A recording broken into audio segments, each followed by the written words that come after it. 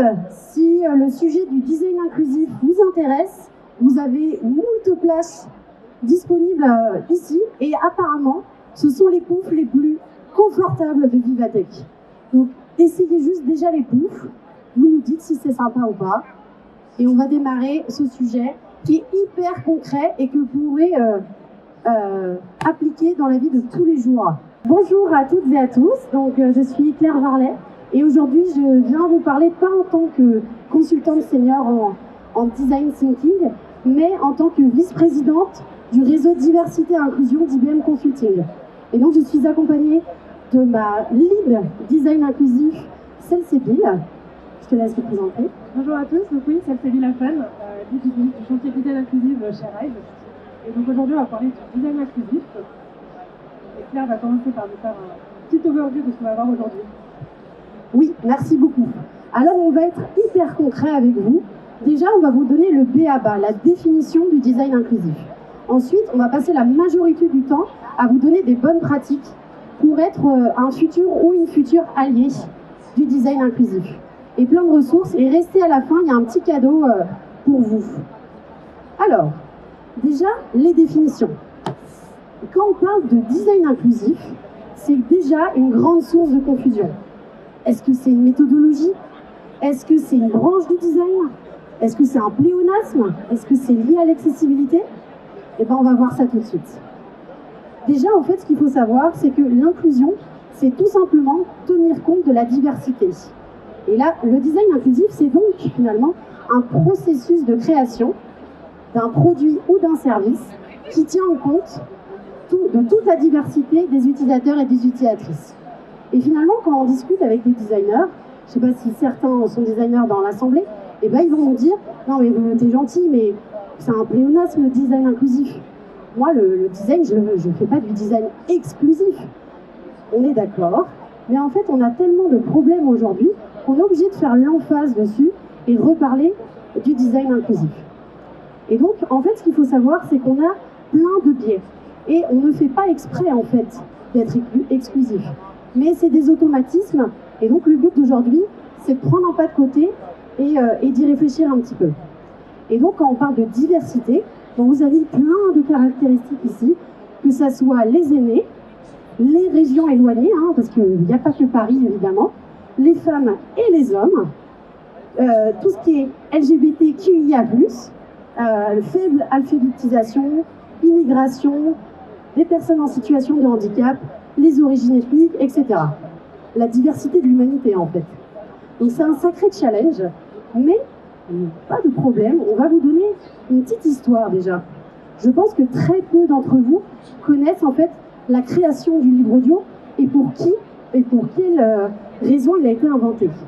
Et bien c'est en 1930 aux États-Unis, ça a été créé pour donner l'accessibilité aux livres aux citoyens et aux citoyennes qui étaient non-voyantes. Et aujourd'hui finalement, en fait c'est utilisé par la majorité des voyants. C'est très important aussi quand on parle d'accessibilité et de design inclusif, c'est qu'un handicap, c'est pas forcément quelqu'un qui est en chaise roulante, ok? Il y a le handicap permanent, donc par exemple toujours dans le livre audio, je n'ai très peu de possibilités de lire avec les yeux par exemple, et je vais utiliser ce livre audio pour quand même avoir cette accessibilité du livre. Il y a aussi, et ça c'est important, tout ce qui est handicap temporaire. J'ai une petite conjonctivite, je ne peux pas continuer mon livre, pas de problème, le livre audio est là. Ensuite, on a un handicap situationnel.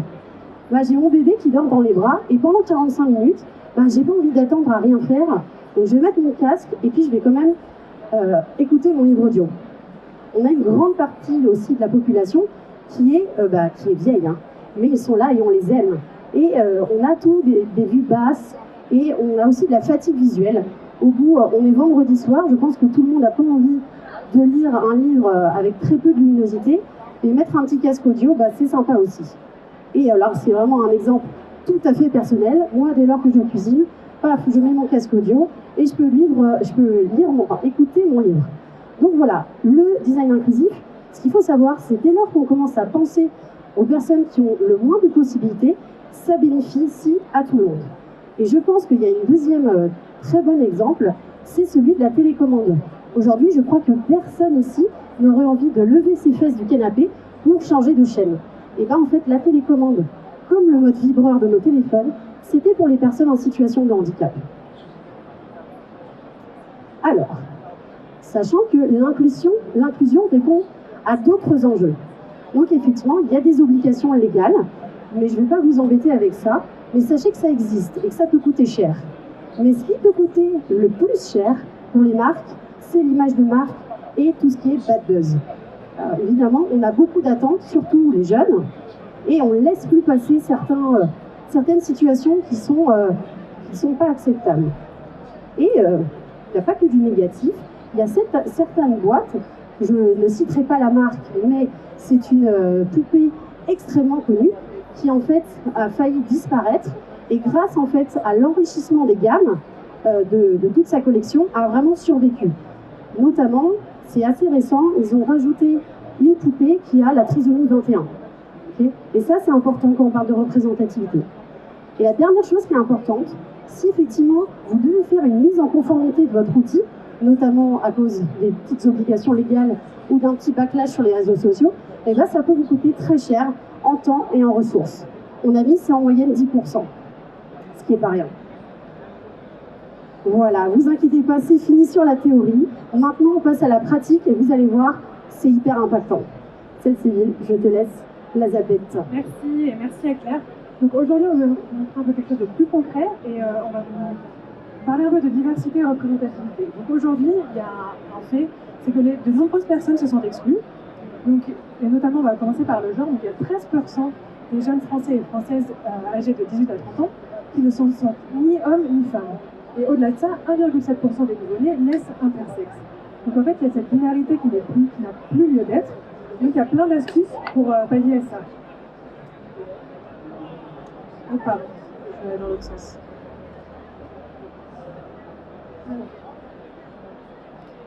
Et donc, la première, c'est déjà, a-t-on vraiment besoin de connaître le genre?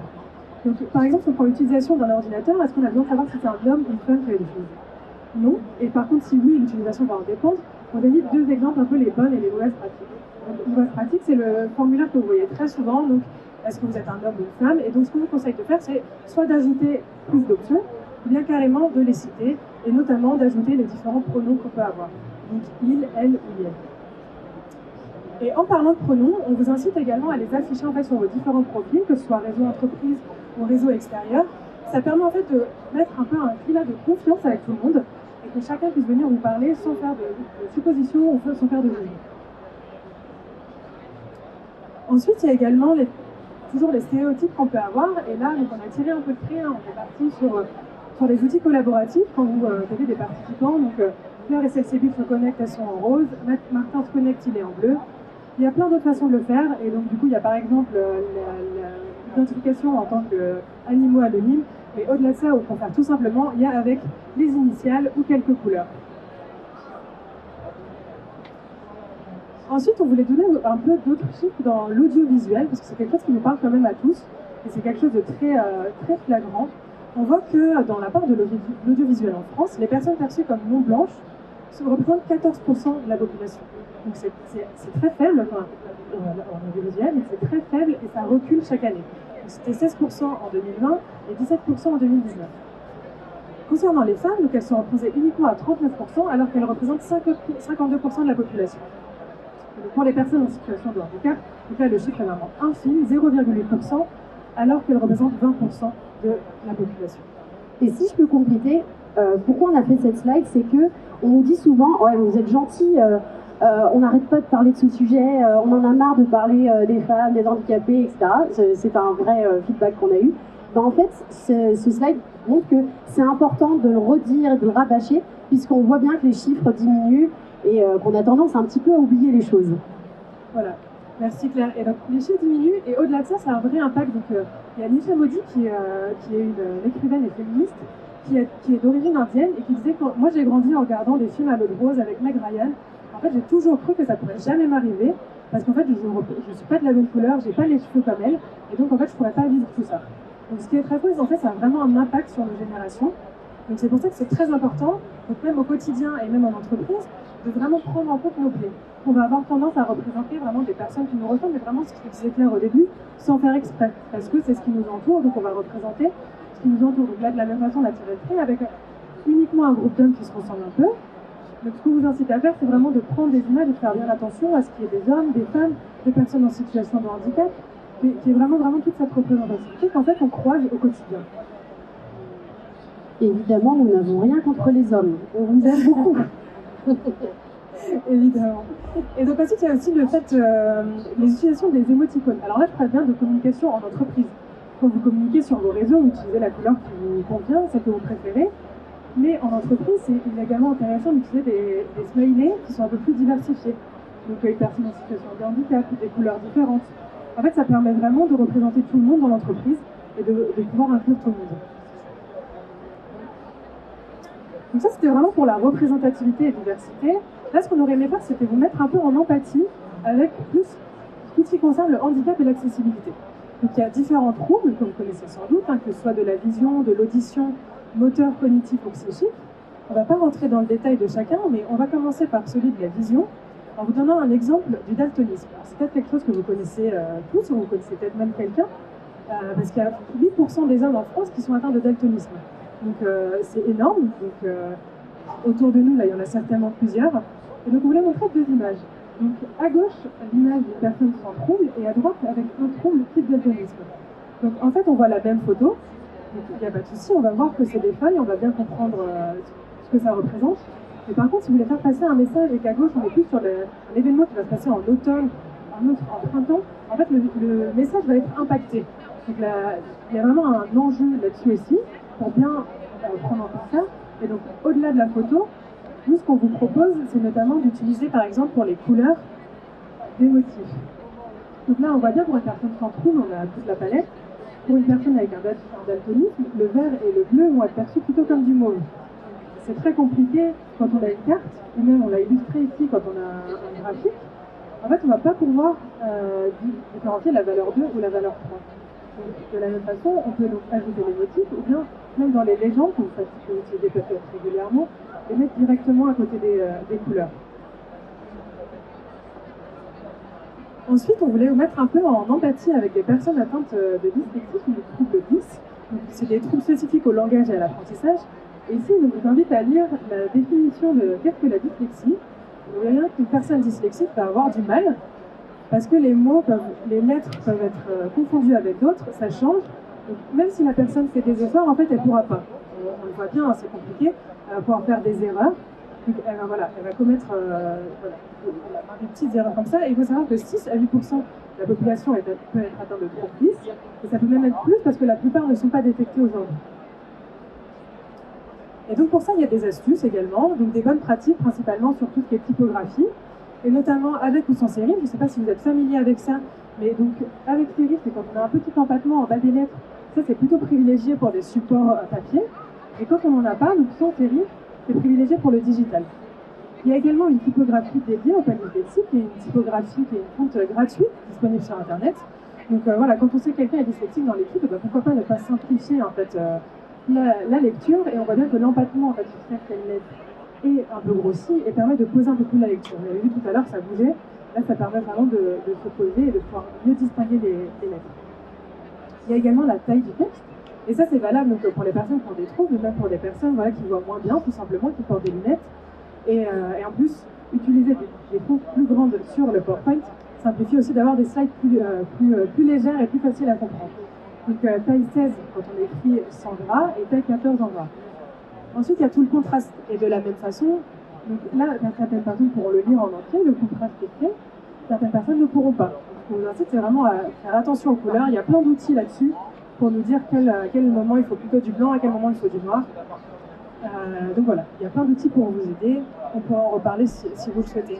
Également pour les titres, faire attention, un titre blanc sur une image. Alors c'est très joli, mais ça peut être très difficile à lire. Donc si l'image n'a pas d'objectif de message derrière, c'est vraiment pour illustrer, pensez à que ce soit bien visible. Et donc on aimerait vous lancer un premier challenge. Alors je ne sais pas si certains d'entre vous utilisent les outils de Microsoft comme PowerPoint. mais ils ont lancé une petite fonctionnalité qui se trouve en bas, donc qui est accessibilité, et qui propose deux options. Donc vous allez avoir soit la vérification est terminée, et là il n'y a pas de problème, c'est génial, soit il va vous proposer de consulter quelques recommandations, et là il y a un petit panneau qui va s'ouvrir avec les recommandations, les avertissements ou quelques conseils. Et ce qui est top, c'est que quand vous l'ouvrez, l'outil va vous dire qu'est-ce qui ne va pas, pourquoi ça ne va pas, et comment le corriger. Alors évidemment, là on le voit, on l'a fait sur une présentation, et il y a plus de 400 erreurs, vous allez me dire c'est énorme, mais l'idée c'est de comprendre petit à petit les erreurs qu'on fait, et vous allez voir ce chiffre va diminuer au fur et à mesure, parce qu'en fait on va se rappeler, on va se dire ah oui là j'ai pas fait attention, et petit à petit ça va devenir un réflexe. Je vous rassure, encore Claire et moi quand on fait des présentations, on repasse plusieurs fois, il y a encore des erreurs, mais c'est quelque chose qui vient petit à petit, et à laquelle on doit s'habituer. Et voilà, alors c'était une toute petite partie effectivement des bonnes astuces qu'on vous propose aujourd'hui. Et pour aller plus loin, voici le petit cadeau. C'est gratuit, il n'y a pas d'inscription, allez-y.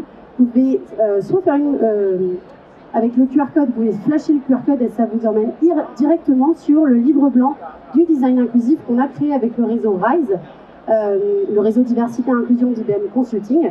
À l'intérieur, vous allez avoir les objectifs du design inclusif. Quel est votre rôle aussi, hein, parce que là on n'en a pas parlé en tant que designer, consultant, support, etc. Quel est mon rôle en tant qu'allié et comment je peux faire pour m'améliorer, et toutes les bonnes pratiques qu'on vous a citées. Là on vous a cité que deux, on va dire, handicaps, un visible, un invisible, et donc vous avez énormément de choses. Vous inquiétez pas, je vous remets le QR code à la fin. Et en fait je voulais aussi vous dire, nous, en fait, donc c'est un réseau volontaire, donc on fait ça en plus de notre métier de consultante. Et vous avez plein d'autres ressources gratuites à votre disposition. Le premier, c'est un toolkit, donc une boîte à outils avec vraiment un nombre impressionnant de bonnes pratiques et d'outils pour automatiser aussi toutes ces tâches qui peuvent prendre du temps. Ensuite, vous avez un truc très rigolo à tester aussi, qui est gratuit, que vous pouvez mettre sur vos navigateurs. Et entre guillemets, moi je l'ai testé sur un des sites du gouvernement qui est censé être au top de l'accessibilité, et je vous encourage à le faire puisqu'il y a énormément encore d'erreurs. On va pas faire un thread Twitter pour les bâcher, mais voilà, c'est quand même hallucinant. Et on fait pas mal de workshops chez RISE, donc on sensibilise nos collaborateurs et nos collaboratrices, donc chez IBM, mais aussi chez nos clients et nos partenaires.